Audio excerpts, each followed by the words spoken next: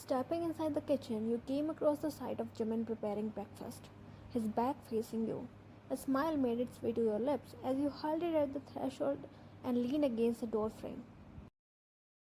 Your eyes followed his movements as he roamed around the kitchen, beating eggs to make omelette for you and himself, and also preparing a batter to make pancakes for his dear princess.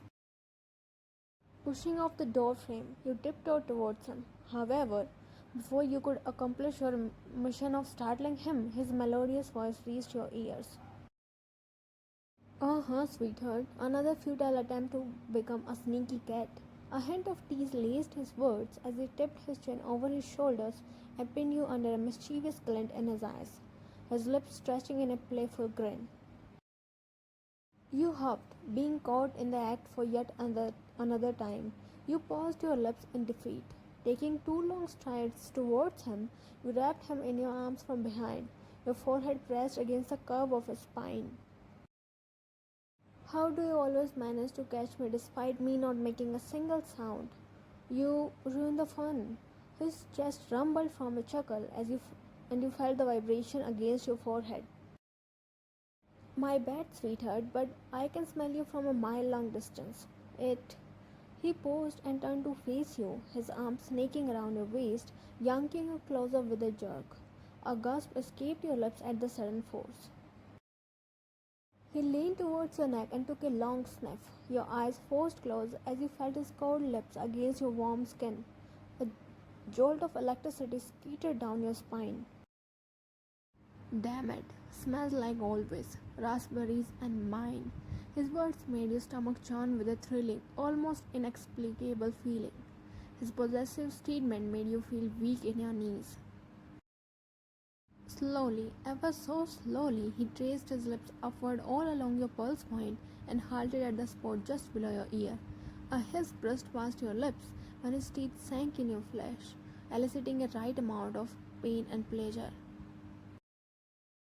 He soothed the bite mark with his tongue afterwards and pulled back slightly to meet your eyes. Fluttering your eyelids, your hooded gaze clashed with his darkened one, which captivated you in a way that made it hard for you to look away. His gaze dropped to your trembling rosy pink petals and he descended his to yours for a slow claiming kiss, which he'd like to call his morning energy bar. Your left palm dug into his bicep while the right one tangled in his hair. Oh my god, ew! A screech interrupted the moment. Your eyes snapped open and you pushed Jimin. Startled by the sudden force, he stumbled against the counter. Jimin looked at you in disbelief while you gave him an apologetic smile and averted your gaze to the source of the interruption. There, at the threshold, stood your 18-year-old daughter, her face concealed with her palms. Jimin switched his gaze from his dramatic wife to his overly dramatic daughter and let out a sigh of helplessness. You can look, Lila, we are standing far away. Thanks to you. He muttered the last few words to himself, blowing out a sigh of disappointment.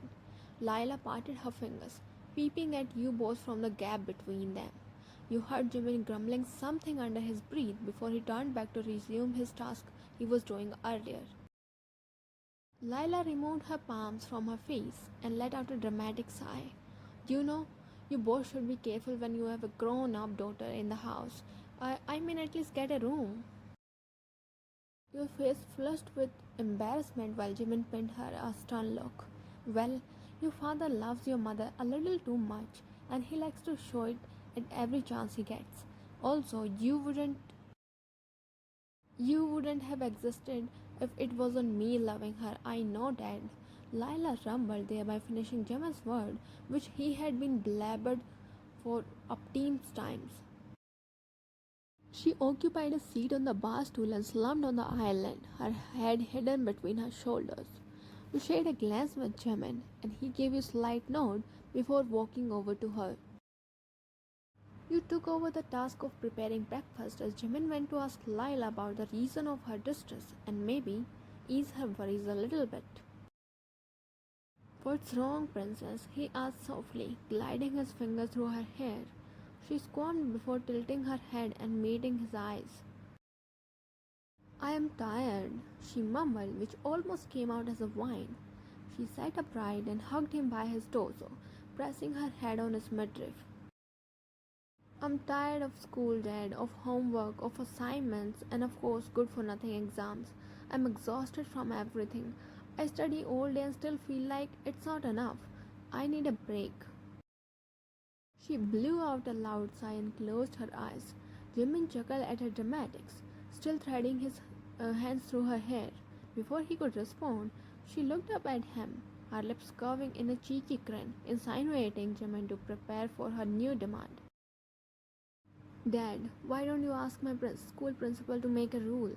Jimin crooked an eyebrow, indirectly asking her about the rule. The rule would be no homework, no assignments, or anything to the students. The study hours of enough for us. Sounds good, right? You laughed internally upon noticing Jimin's expressions. He looked at Lila as though she had grown two horns. However, Lila didn't seem to mind his looks. A shit-eating grin edged across her face. I can do one thing. Lila's eyes sparkled with pure delight as she awaited him to speak further. I heard that balding our head lessens our worries, Tonal. Let's go to a salon and chop off your worries. Come on. Lila's eyes widened as he tugged at her wrist. She instantly shifted away from his hold, darting an accusing glare at him. Dad, stop pulling my leg. You are not helping. She whined, throwing her head back in exhaustion.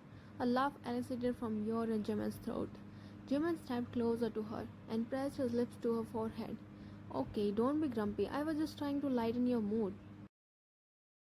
He pinched her nose, which was slightly red due to annoyance. Jimin loved to irritate his daughter.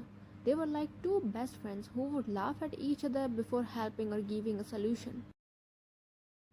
Okay, how about I take you on a small vacation this weekend? Her eyes brightened at the thought. She nodded her head vigorously as her happiness replaced her earlier annoyance. Yes, she squealed in happiness. Her arms flew around Jimin, squeezing him in a bone-cracking hug. He groaned and tried to push her away, only for her to tighten her grip even more. Look at this girl suffocating her father. Jimin rumbled, looking at you. You waved your hand in the air, indirectly telling him to keep you out of their dramatics. A few minutes later, Lila loosened her grip and grinned at him as he threw glores at her. She pinched his cheeks, cooing at him as though he was some toddler. You still have the whole week ahead, full of homework and assignments. He wrinkled his eyebrows, not missing a single chance to tease her. You are so bad, Dad, she groaned, looking away from him. Oh, am I? He narrowed his eyes, bending down to her face level. She glanced at him through her peripheral vision and couldn't stop a smile to bloom on her lips. No, you are the best. She widened her arms to hug him again, but Jimin stepped back and rounded the counter to reach the other side. No more hugging. You have put enough makeup on my shirt. Though there was nothing, how could he step back from teasing her? She huffed like a bull and crossed her arms across her chest. Mom, see, your husband is teasing me. She whined again. You just shook your head at their usual never-ending bickering. You knew they'd be hopping around hand in hand within a matter of few seconds. Breakfast is ready. Let's wrap it up quickly. We all are getting late. You transferred the last pancake from the pan to a plate and walked towards the dining table. Jimin and Lila followed closely behind, discussing about the football match they watched together the previous night. The sound of footsteps echoed through the silent hallway as you and Jimin rushed towards the principal's office. Apparently, we got a call that Lila hit someone, not her classmate or schoolmate, but her class teacher. The news was both shocking and concerning. Lila had always been a calm and well-behaved child. She was never an aggressive one or a tantrum-throwing individual, so it was evident that something had made her do that. Jimin, I don't think Lila would do something like that. Jimin's eyes met yours, and he nodded in agreement. He was as shocked as you. More than that, you both were worried for Lila. Stepping inside the principal's cabin, Your eyes instantly searched for your daughter. Your heart was beating erratically, the fear of something happening to Lila floating on the surface, making itself visible on your face. Your eyes soon found Lila standing in the corner, leaning against the wall, her arms tightly crossed across her chest, her jaw tight, and her eyes filled with fury. She mirrored an unreached Jimin. It would be a lie that you were not surprised. Anger was something you never witnessed on her face. Therefore, witnessing it for the first time was surprising. You looked at your side, meeting Jimin's gaze, who looked as bothered as you. Roaming your gaze, your eyes caught the side of the principal and the side teacher sitting across each other. Your eyes enlarged when you noticed the teacher's face. His left eye was bluish black, as though someone had tried to punch a hole through his eyeball. There were slight cuts on his face and a big red bruise on his jaw, which had started turning blue. His lips had turned a dark shade of red and looked bloated. Averting your gaze back to Lila, you looked closely this time. There was a slight cut on her cheekbone and near the corner of her lips. The blood had dried over them. Notice her knuckles, which had bruises, confirming your doubts that she had indeed hit him. But why? Please have a seat, Mr. and Mrs. Park. We need to talk about Lila's misbehavior with our staff. Ignoring him, you and Jimin walked over to Lila. She straightened up as she came out of her reverie and noticed you both. Her face was blank, but her eyes were full of rage, and it made you both wonder what had happened that made her choose violence. Jimin stood before her, his hands finding their way to her shoulders. Her body visibly tensed up but soon relaxed when he gave an assuring squeeze. Look at me, princess. She lifted her gaze to meet Jimin's eyes. We don't know what happened, but we are willing to listen to you. Others what don't matter to us. What matters is you. You reached out and rubbed her arm in a calming manner. She averted her gaze at you. You gave her an encouraging nod. What did he do? It was as though Lila needed that signal to open her mouth. He touched me, Dad. You whispered almost inaudibly. Jimin's jaw clenched as anger seeped deep into his bones.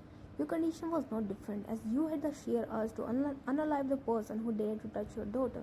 But for now, listening to Lila was your priority. He asked me to stay after the class ended. I didn't want to, providing I have listened from my friends that he touched them inappropriately.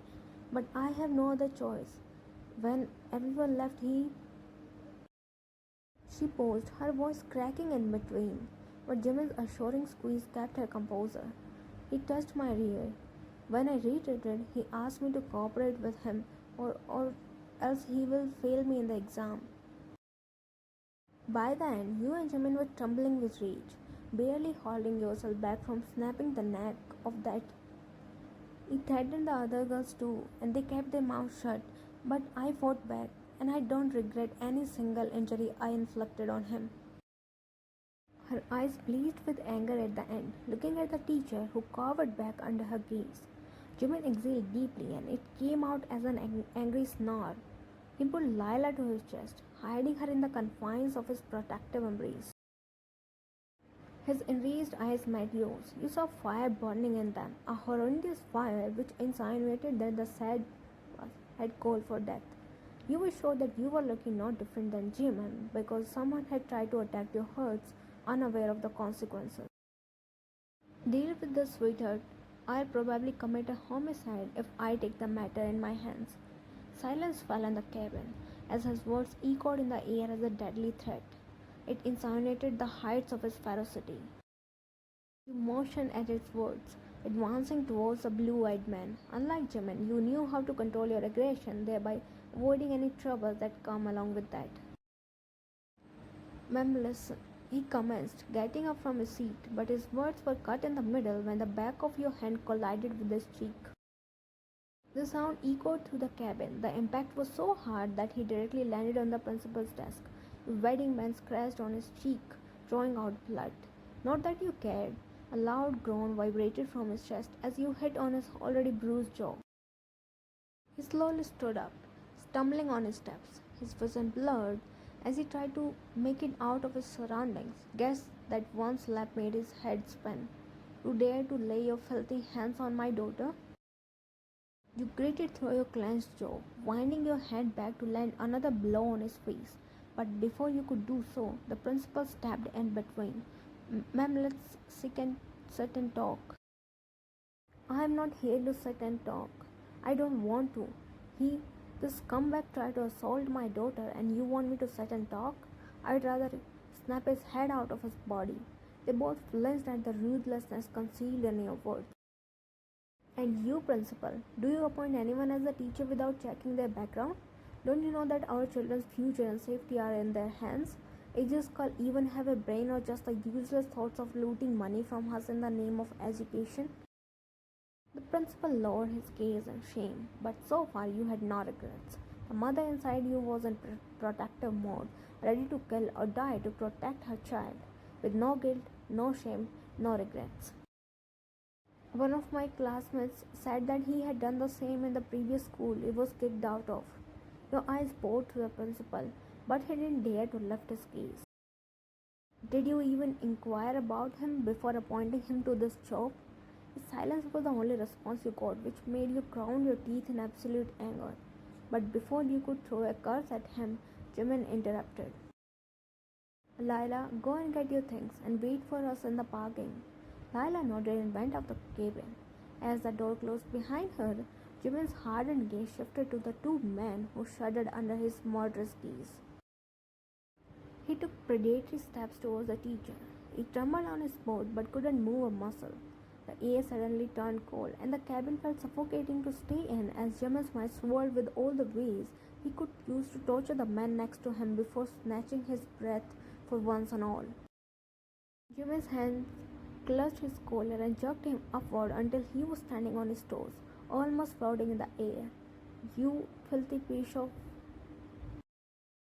His jaw ticked as he stared dead in his eyes. The man trembled with fear, thrashing his hands to find something to hold, ready to face the consequences.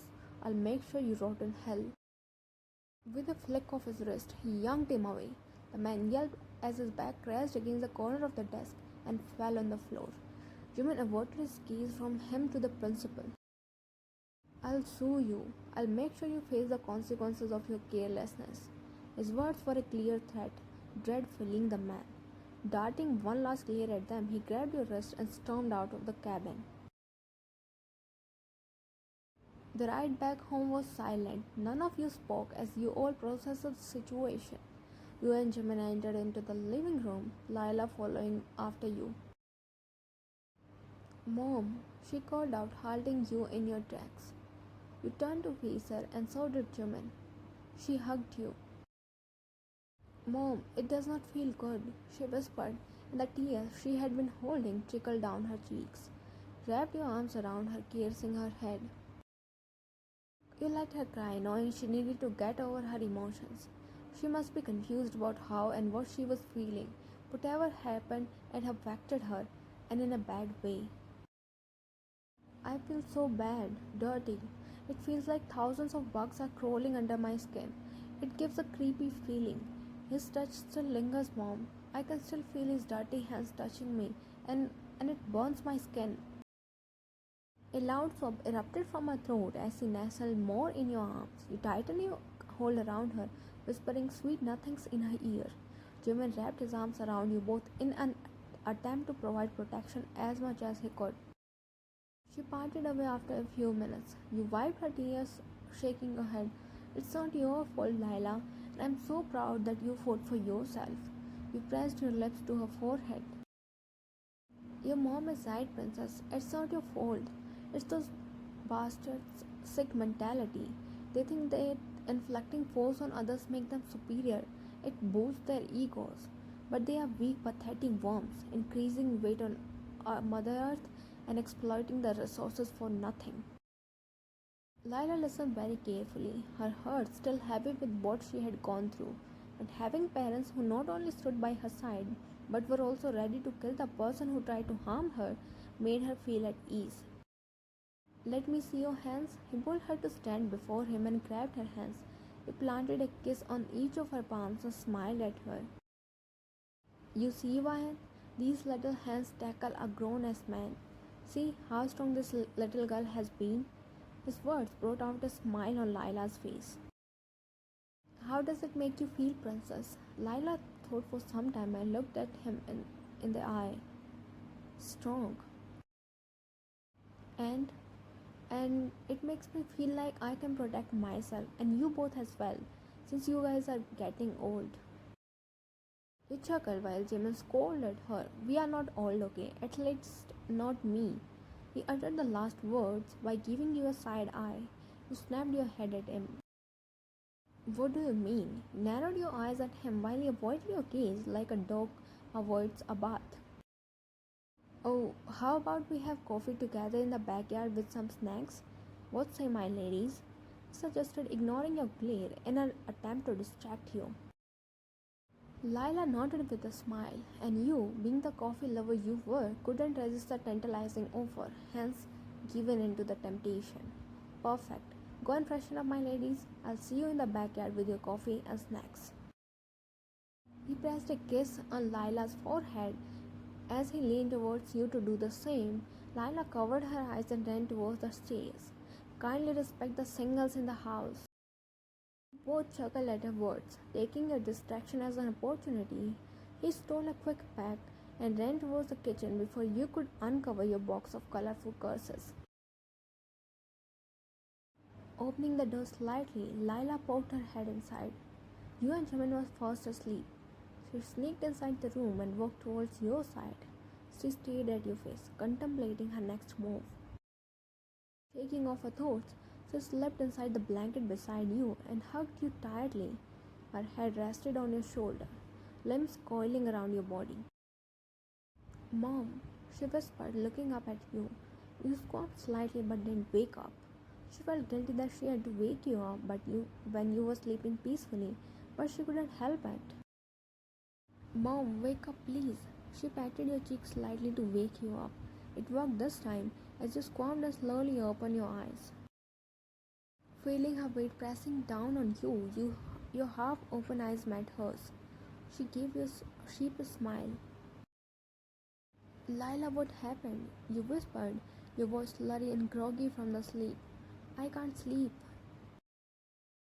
Oh, you want me to come and sleep with you? You asked, threading your fingers through her hair. She shook her head and grinned at you, the grin which she shows whenever she needs something. Mom, I want ice cream. You sighed, already expecting it coming. No wonder you craved ice cream throughout your pregnancy. Lila was obsessed with it. Grab some from the refrigerator. There's nothing in there. Let's go out and grab some, please. She pleaded even before you could say no. Lila, I don't want to wake up your dad at this hour. He already slept late. You whispered, stealing a glance at Jimin, who was in deep sleep. Why is there a need to wake him up? We both will go. Come on, it will be fun. She sat up and tugged at your wrist. Lila, I can't drive right now. I am still intoxicated by sleep. Don't worry, Mom, I'll drive. Dad has taught me everything, from fighting to driving. Let's go now, please. You sighed, having no other reason to deny. You slipped out of the blanket, making sure you didn't disturb Jimin in any way. Lila almost cheered in excitement, but one glare from you shut her mouth. Putting on a jacket and shoes, you both went out for your night out. Mom, fasten your seatbelt. Your daughter will give you a ride. This will be the best drive you will ever have. You shook your head at the dramatics and fastened your seatbelt, and so did she. Let's go. Yes, let's go. Your and Lila's had snapped at the back seat to find Jimin. He was munching on a milk chocolate but grinned as soon as he noticed you both looking at him. Dad, when did you... When you both planned to leave me sleeping and grab ice cream together. He scolded you both. His expression were as though you both had betrayed him. Fine, no need to sulk. We are tagging you along. He narrowed his eyes at her, but soon a look of disbelief marred his face as he snatched the chocolate from him, munching on it now. Jimin grumbled some incoherent words under his breath and crossed his arms across his chest as though a kid had been denied his favorite candy. He watched an interaction, not pausing to interrupt, as it was just a routine thing for the father and daughter to bicker over alleged nothing. But it was where your heart resided, with the bickering, within the love, within the care, within the safety. Fewer words and more feelings. After all, that's what we name as home.